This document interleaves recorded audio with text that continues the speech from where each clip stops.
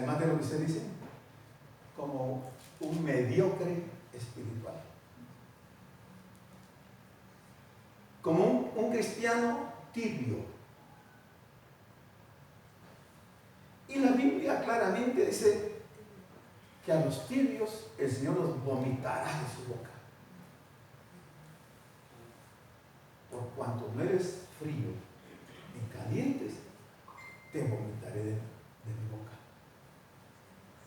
¿Qué quiere decir? Que al Señor le causa náusea una persona tibia, que no tiene convicciones, que no se afirma en el Evangelio, que tiene un pie en el mundo y un pie en la iglesia. Una persona inestable, una persona de doble personalidad, una persona de doble ánimo. Y si hacemos un examen con la lupa de Dios, que es la palabra, de la vida de cada uno, nos vamos a sorprender de la cantidad de personas cristianas tibias, mediocres, inestables que hay dentro de las iglesias. Y lo peor de eso es que esa situación es contagiosa. Cuando yo empiezo a tener relación con una persona de esa categoría, de esa clase, al rato yo estoy también en las mismas condiciones. El proverbista dice, el sabio, ve venir el mal y lo agarra del hombro y se va con él, ¿verdad? ¿O no? ¿No es así? ¿Y qué es? Y se aparta. Entonces es mejor que nos tilden de ser personas tal vez muy, ¿cómo es la palabra?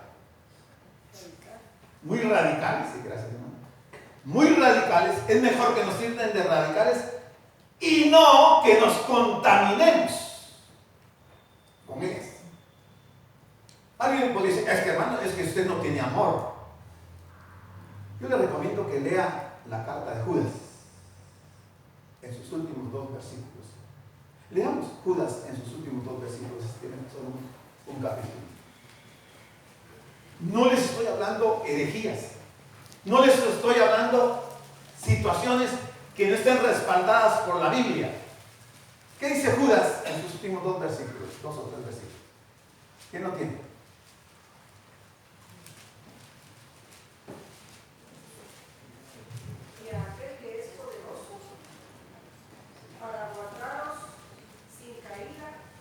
Presentaros sin mancha delante de su gloria con gran alegría. Sin mancha. Sin mancha. Al único y sabio Dios, nuestro Salvador, sea gloria y majestad, imperio y potencia, ahora y por todos los siglos. Amén. Okay. Eso dicen los últimos versículos. Entonces yo estoy equivocado, pero lo que les quiero relatar es esto. De lo que dice Judas. Dice en el 19, 1:20. Dice, bueno, desde el 1:19.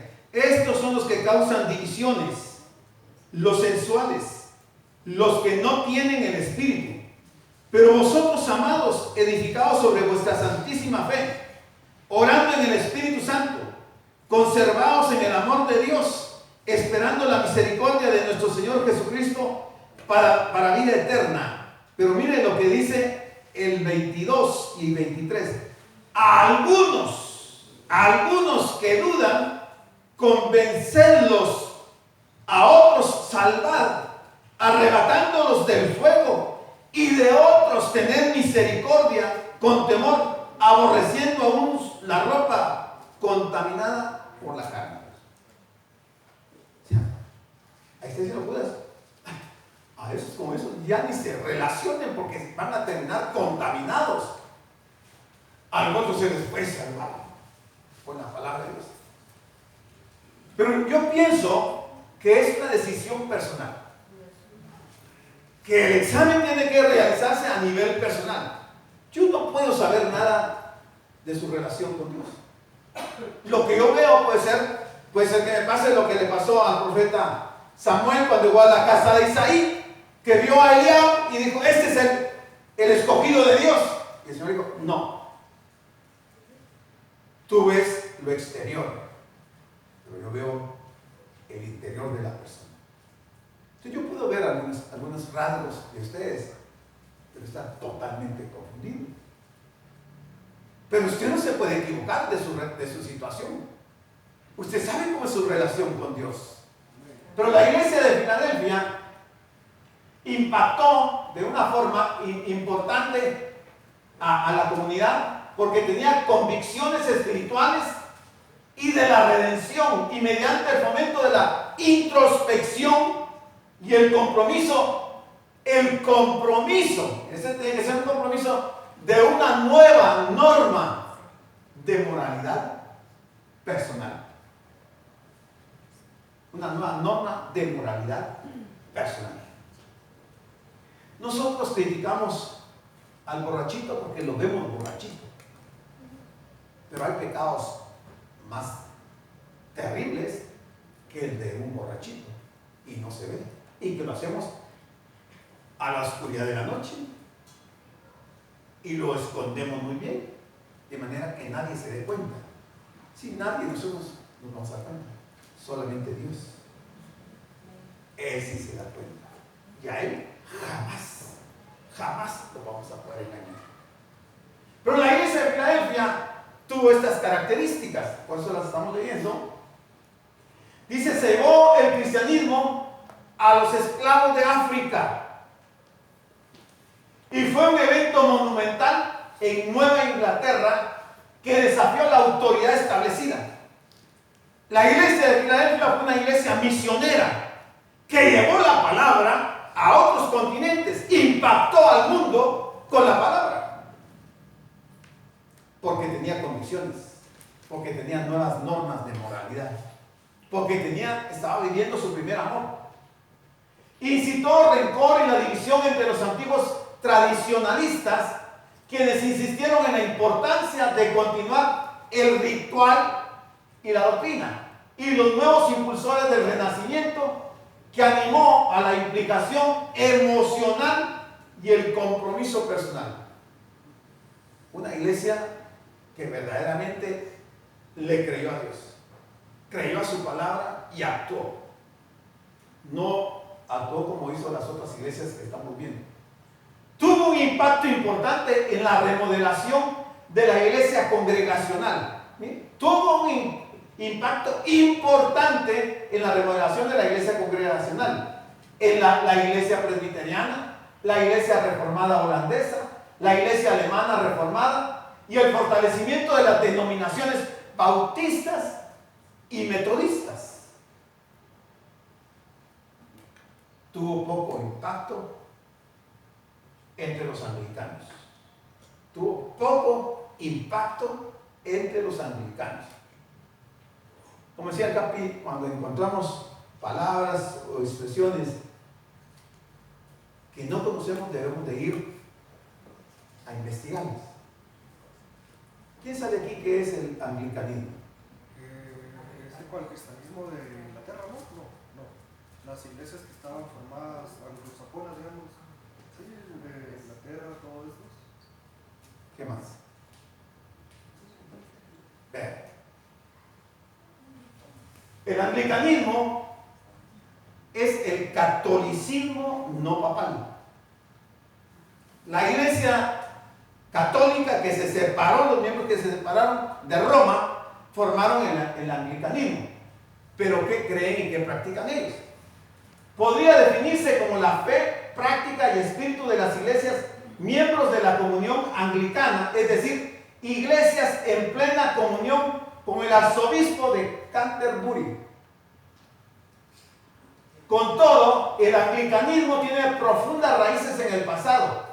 Robert Williams describió el anglicanismo como lo que le ocurrió a la iglesia en Inglaterra, en Gales e Irlanda, 3 países, durante la reforma del siglo XVI y posteriormente, que practican la ordenación de mujeres al diaconado, al presbiteriado y al episcopado, o sea, pastoras.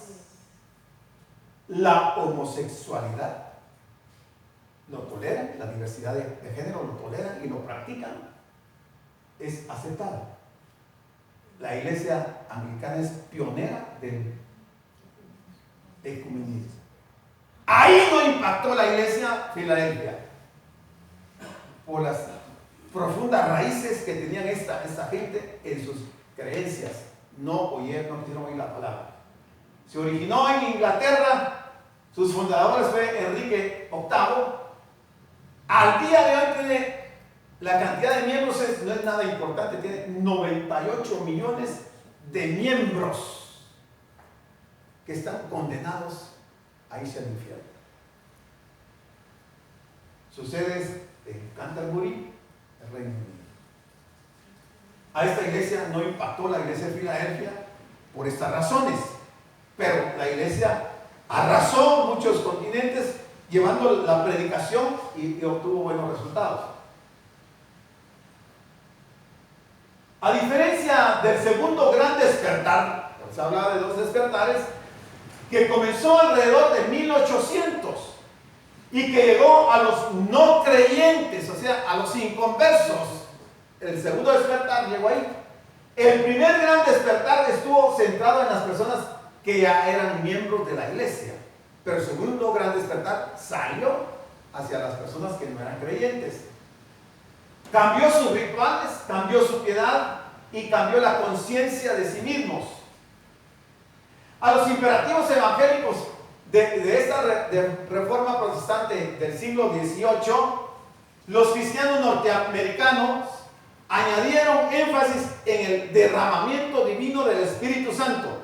Mire hasta qué momento vino a cobrar vigencia la participación del Espíritu Santo, el ministerio del Espíritu Santo, después de 18 siglos.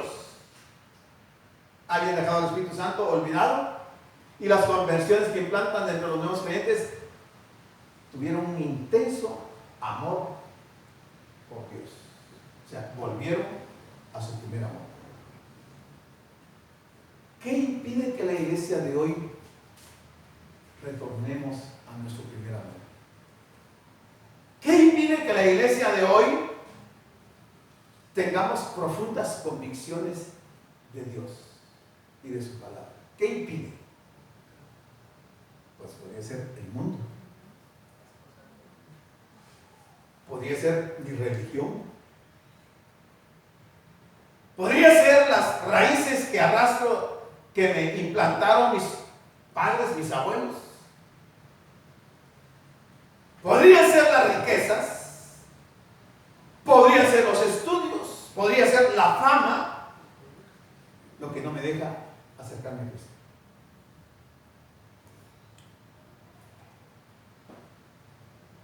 Los despertares encapsularon dichas señales de identidad y propagaron el evangelio de una nueva creación, o sea, la regeneración, la obra que el Espíritu de Dios hace en las personas, que al venir a la persona, el Espíritu de Dios las hace de nuevo, las regenera, les cambia la forma de pensar. Hoy más que nunca necesitamos que los cristianos que se están reuniendo dentro de las iglesias, todos, absolutamente todos, tengamos la experiencia del nuevo nacimiento. Si no, estamos en terreno peligroso. Estamos en un lugar que no debiéramos estar. El avivamiento evangélico fue de alcance internacional, afectando a los países predominantemente protestantes de Europa. En las colonias del centro y del sur, especialmente en las regiones interiores del país, el despertar influyó en gran medida entre los presbiterianos. Mire, en las comarcas del sur, los predicadores norteños, bautistas y metodistas, convertían tanto a blancos como a negros, esclavos y libres por igual. curioso que yo encontré en todo este material, en toda esta historia, es que se está hablando de diferentes denominaciones, bautistas, presbiterianos, pero no encuentro pentecostales.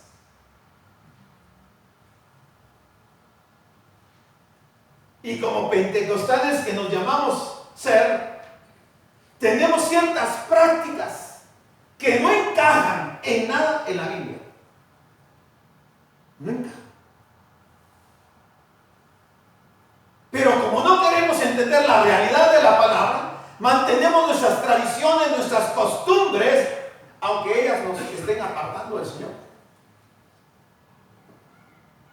Yo me recuerdo haber oído de grandes personajes, líderes de la iglesia pentecostal, decir que los bautistas o los presbiterianos eran iglesias muertas. ¿Por qué les llamaban así? Porque no tenían las mismas prácticas que ellos. Y uno de los tremendos y grandes errores que ha cometido la iglesia evangélica pentecostal es decir que ese trabalengua de las personas es el don de lenguas. Mentira. Pero como la gente se siente importante porque habla sus trabalenguas y cree que eso le da mayor santidad, las practica. Pero lo que se vio en Pentecostés no fue trabalenguas, fueron idiomas. Y los evangélicos pentecostales no quieren entenderlo y ahí están hablando sus trabalenguas. Y tenemos muchas prácticas más que no encajan en la Biblia. Y no las queremos cambiar. Pero los bautistas o los metodistas o presbiterianos han estado en la verdad, más cerca de la verdad que nosotros. Nosotros creemos que por el hecho de que palmeamos eso es avivamiento. Eso no es avivamiento. Avivamiento es tener una relación muy cercana a Dios, amar a Dios sobre todas las cosas. No es cuando yo voy a ayudar al vecino y que creo que por obras me voy a salvar. No es esto.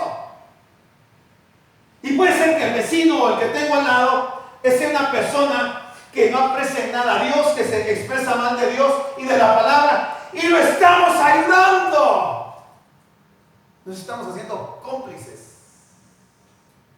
Creemos que Dios no puede salvar a esa persona, pero que nosotros sí la podemos salvar. ¿Qué dice Judas 1:23?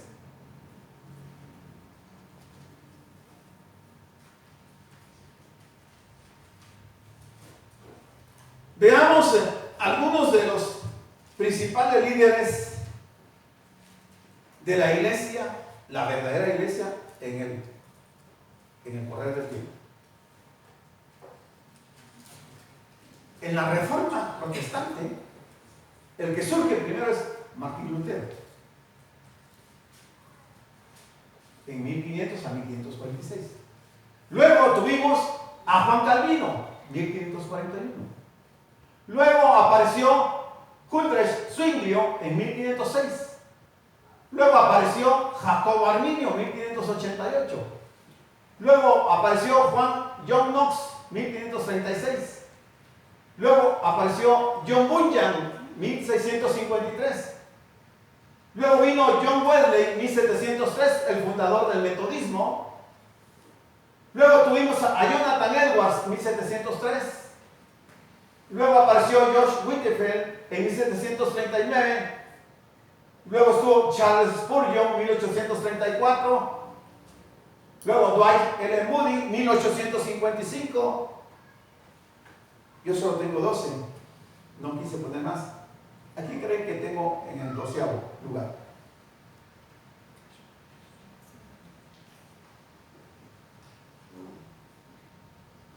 Billy Graham.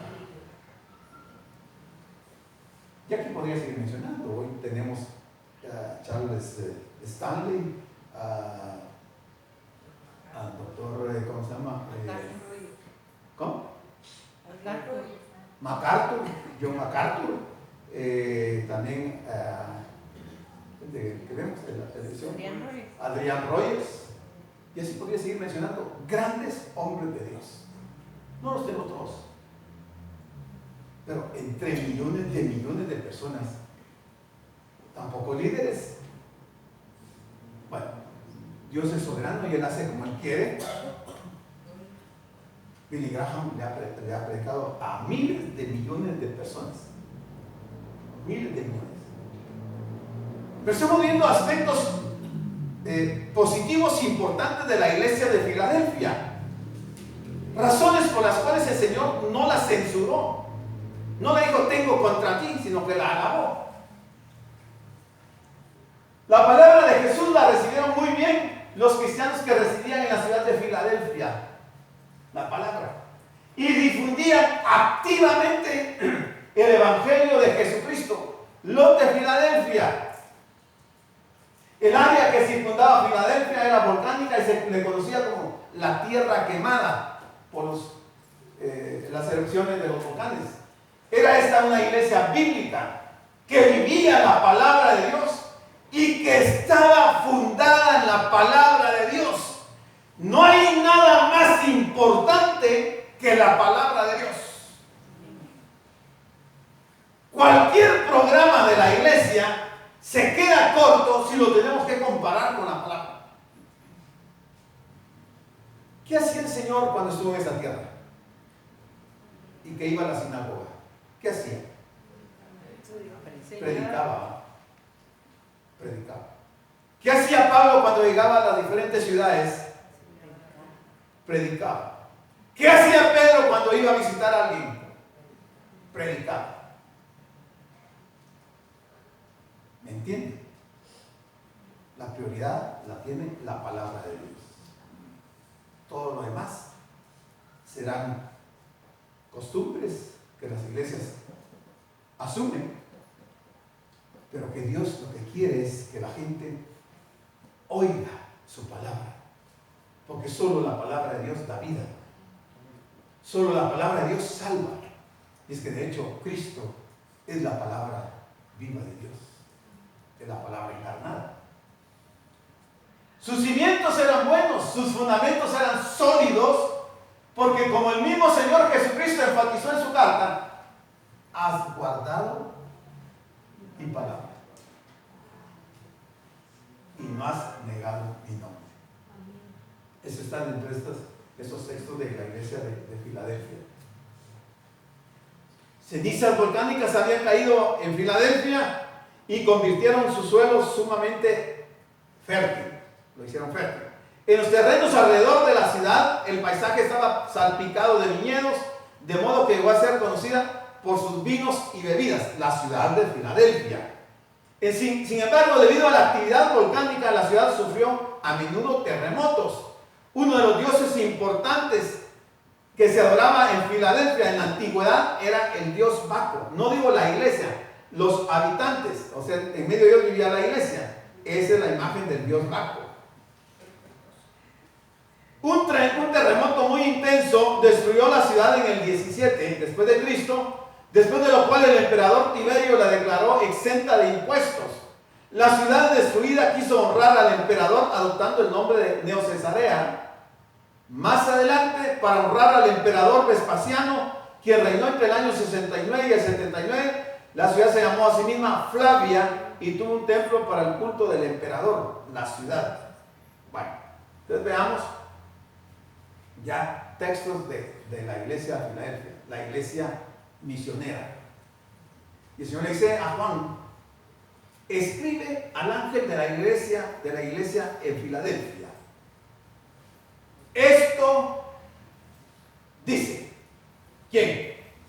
El santo. En todas las iglesias el Señor se identifica con diferentes características, pero aquí se identifica como el santo. Y uno podría preguntarse, ¿por qué el santo? ¿Por qué el santo? Bueno, veamos algunos textos. El ángel le dijo a María en el momento de la anunciación del Señor, lo santo que nacerá de ti, lo santo que nacerá de ti. Esto dice el santo. Desde su nacimiento, se está diciendo, antes de nacer, él era el santo. Él fue santo, fue manso, sin contaminación, pero se dejó ensuciar con todas cada uno de los pecados de cada ser humano. En Hechos 2:27 leemos: porque no dejarás mi alma en el Hades, ni permitirás que tu santo vea corrupción. Entonces él está hablando de esas características. En Hebreos 7:26 leemos: porque tal sumo sacerdote nos convenía, santo, inocente, sin mancha, apartado de los pecadores y hecho más sublime que los cielos. La Escritura enseña que como Dios es santo, Él espera que su pueblo también sea santo. Y eso lo encontramos en Levítico 11, 19 y 20. Dios es el santo, pero aquí a Jesús se lo llama santo y verdadero. Ahí está Levítico 11:45, porque yo soy Jehová, que os hago subir de la tierra de Egipto para ser vuestro Dios. Y luego le dice: seréis pues santos, porque yo soy santo. Levítico 19 dice: habla a toda la congregación de los hijos de Israel y diles: santos seréis, porque santo soy yo, Jehová vuestro Dios. Levítico 27: santificaos pues y sed santos, porque yo, Jehová, soy vuestro Dios. Esto dice el santo, el verdadero, o sea, no el falso, sino que el verdadero. Recordemos que el Señor dijo en San Juan 14:6: yo soy el camino, la verdad y la vida. Verdadero aquí significa genuino. El que tiene la llave de David. Tiene la llave. Una llave, no muchas llaves. Tiene la llave de David. ¿A qué llave se está refiriendo? ¿Tenía David una llave? ¿Para qué usaba la llave de David? ¿Por qué el Señor tiene que retomar ese texto y decir: el que tiene la llave de David? Jesús tiene la llave de David, lo que hace referencia a su linaje mesiánico. Pero veamos que estas palabras están basadas en Isaías 22:22. Y dice: sobre sus hombros pondré la llave de David, lo que él abra, nadie podrá cerrarlo.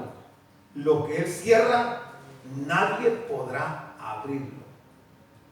Es una expresión muy profunda, con mucho sentido para la iglesia. Y que nosotros lo hemos descuidado, no nos hemos preocupado. Pero dice, esto fue lo que se le dijo a Eliaquim, hijo de Hilcías, quien sirvió al rey Ezequías como mayordomo fiel. Mayordomo fiel.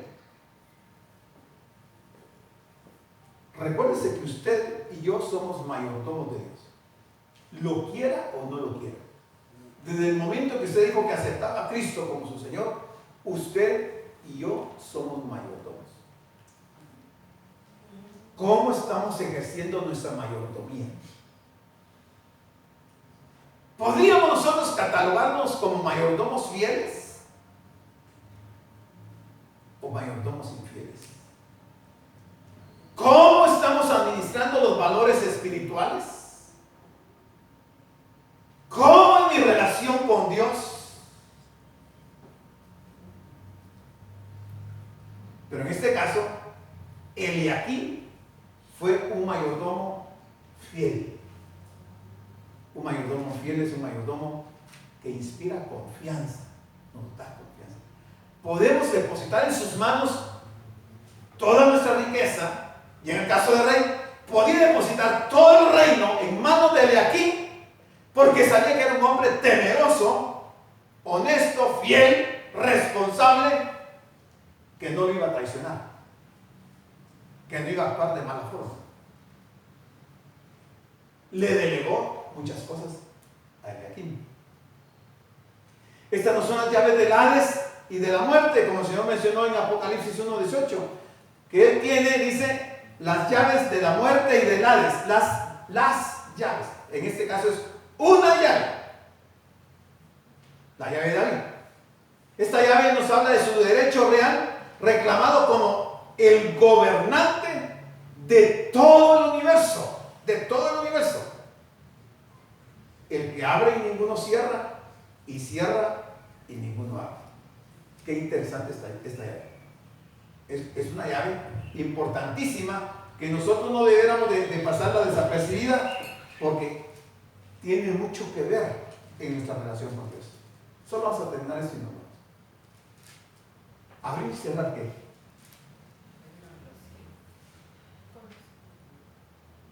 ¿Qué más abre esa llave? ¿O puede cerrar?